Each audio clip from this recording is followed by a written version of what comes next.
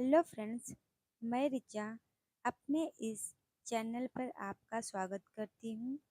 आज हम आपके लेकर आए हैं जीके के कुछ महत्वपूर्ण प्रश्न जो कि भारत के राष्ट्रीय प्रतीक से संबंधित हैं।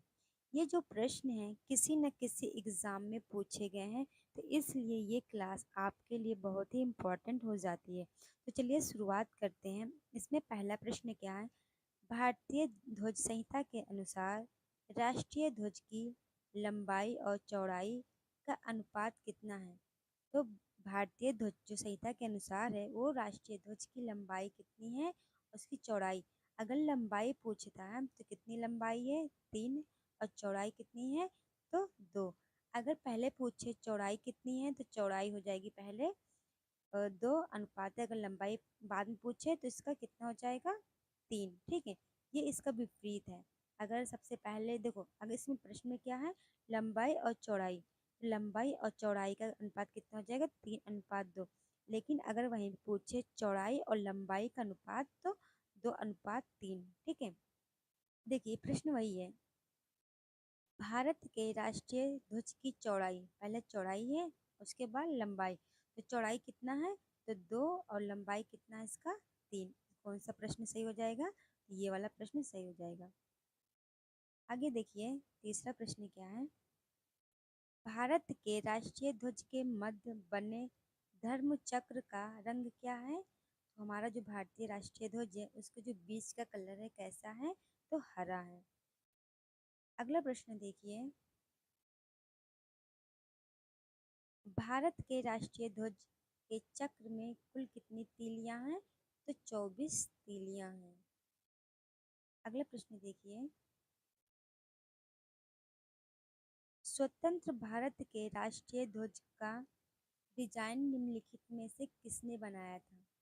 तो किसने बनाया था? तो पिंगली वेंकैया ने बनाया था। अगला प्रश्न देखिए जो प्रश्न है आरआरबी 2016 में पूछा गया है। छठवां प्रश्न कौन सा है?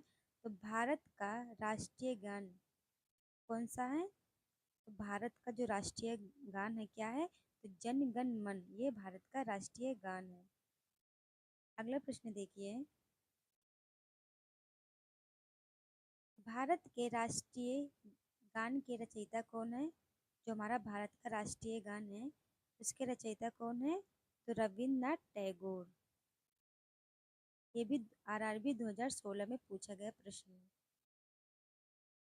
अगला प्रश्न देखिए, राष्ट्रीय गान जन गण मन सर्वप्रथम कब और कहाँ गाया गया था? तो कलकत्ता अधिवेशन में 1911 में सर्वप्रथम राष्ट्रीय गान गाया गया था। अगला प्रश्न देखिए, ये 9वां प्रश्न है। भारत के राष्ट्रीय गान जन गण मन को संपूर्ण गाने में कितना समय लगता है? तो 52 सेकंड लगता है। 10वां प्रश्न, भारत का राष्ट्रीय गीत है। तो भारत का राष्ट्रीय गीत क्या है? वंदे मातरम। अगला प्रश्न देखिए 11वां, भारत के राष्ट्रीय गीत के रचयिता कौन है? तो जो भारत के राष्ट्रीय गीत के रचयिता हैं तो बंकिम चंद्र चटर्जी हैं। ये भी देखिए आरआरबी 2016 में पूछा गया प्रश्न है। अगला प्रश्न देखिए 12वां, भारत के राष्ट्रीय गीत के गायन की अवधि कितनी है? अगर राष्ट्रीय गीत इसमें दिया गया है और राष्ट्रीय गान का कितना है तो 52, और राष्ट्रीय गीत कितना है तो 65 सेकेंड, यानी 1 मिनट 5 सेकेंड। ठीक है, अगला प्रश्न देखिए, देखिए ये जो प्रश्न है कहीं ना कहीं पूछे गए हैं। अगला प्रश्न देखिए, भारत का राष्ट्रीय गीत वंदे मातरम सर्वप्रथम कब गाया गया था? तो बताइए कब गाया गया था?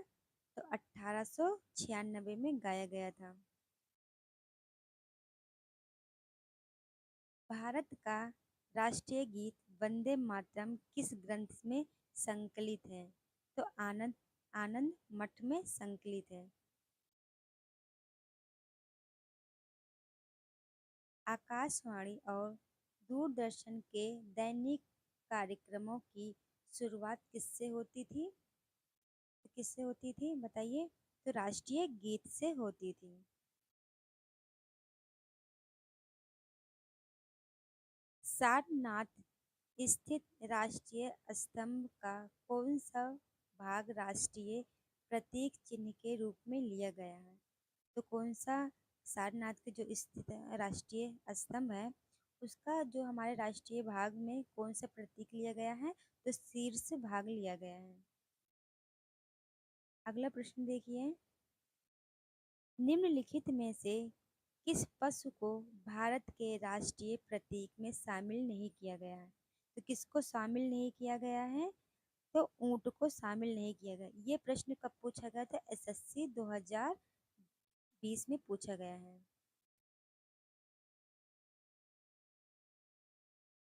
भारत के राष्ट्रीय प्रतीक चिन्ह में कितने शेर दिखाई देते हैं?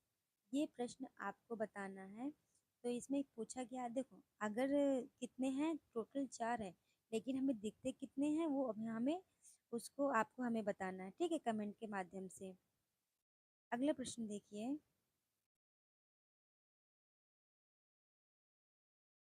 भारत का राज्य चिन्ह अशोक महान द्वारा सारनाथ में स्थापित सिंह स्तंभ से लिया गया है।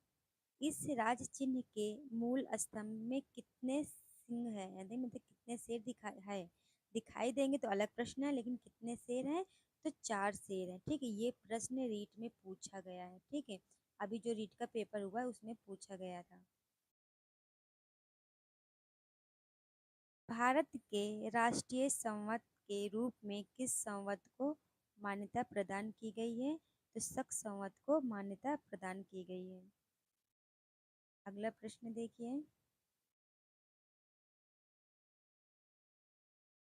भारतीय राष्ट्रीय कैलेंडर का प्रथम महीना कौन सा था?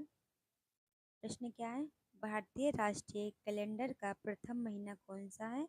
तो चैत्र का महीना है।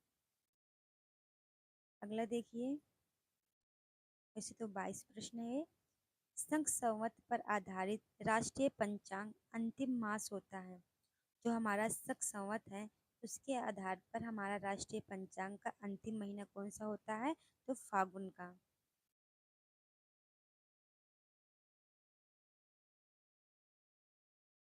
भारत का राष्ट्रीय पशु क्या है? तो भारत का राष्ट्रीय पशु क्या है? बाघ। बाघ से पूर्व भारत का राष्ट्रीय पशु क्या था? तो बताइए, इसमें प्रश्न क्या है? बाघ से पूर्व भारत का राष्ट्रीय पशु क्या था? तो मतलब सिंह था। अगला प्रश्न देखिए, भारत का राष्ट्रीय पक्षी क्या है? ये आपको बताना है।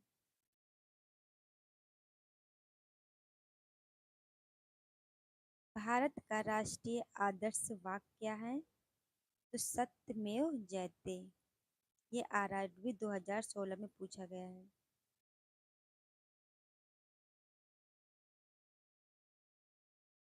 भारत का राष्ट्रीय धरोहर पशु निम्नलिखित में कौन सा है? तो जो भारत का राष्ट्रीय धरोहर पशु है कौन सा है? तो हाथी को धरोहर पशु के नाम से जानते हैं। ये आर किसमें पूछा गया है? ये एसएससी 2020 में पूछा गया है।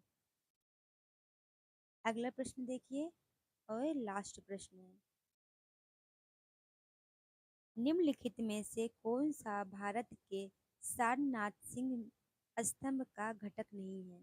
तो प्रश्न क्या है?